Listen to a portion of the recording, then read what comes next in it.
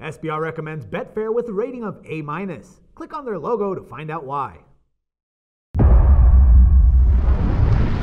Hello and welcome to World Sports Weekly. I'm your host, Natalie Rydstrom. Joining us now is Richard O'Hagan, sports writer and regular contributor to SBR Forum, to discuss the betting value for the individual World Cup teams. Richard, welcome to the show. Hi Natalie, it's nice to be back.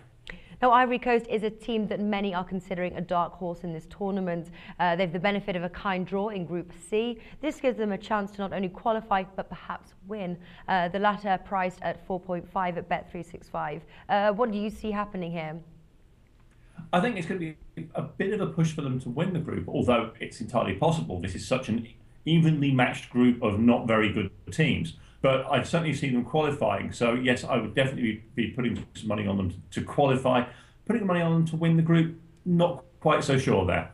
Okay, looking at the stage of elimination, which stage offers the most value on the Ivory Coast exit? Well, if they go through, they play a team from Group D, the so-called Group of Death. Now, one of the advantages for the teams in Group C is that they've got, not terribly taxing games as they go through the group stage. So they come up against a Group D side in the second round, and quite probably a tired Group D side as well. So you could say, okay, decent money on the Ivory Coast going out in the second round anyway, but even better odds on them going out in the quarterfinal where they might meet Brazil. So I think I'd be inclined to go for the quarterfinal for them, just because I think they might have a stronger chance in the second round against what's likely to be quite a stressed out and tired side, having just battled their way through Group D.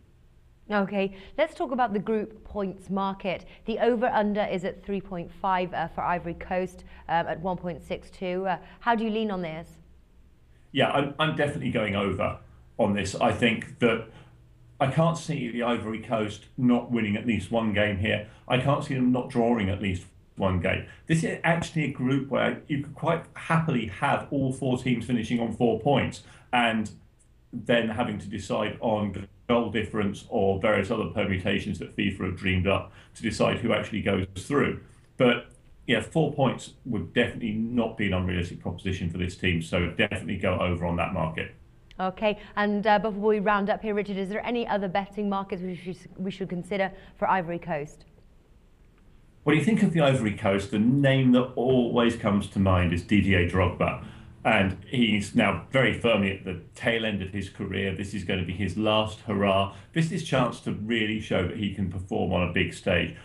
So I expect him to put in quite a few goals for this team and to finish up as their top goal scorer. Around about 6, sometimes 6.5 is in the market at the moment. That's a good bet. Very good indeed. That about wraps things up for our Ivory Coast preview here. Richard O'Hagan, thank you for joining us. You're welcome, Natalie.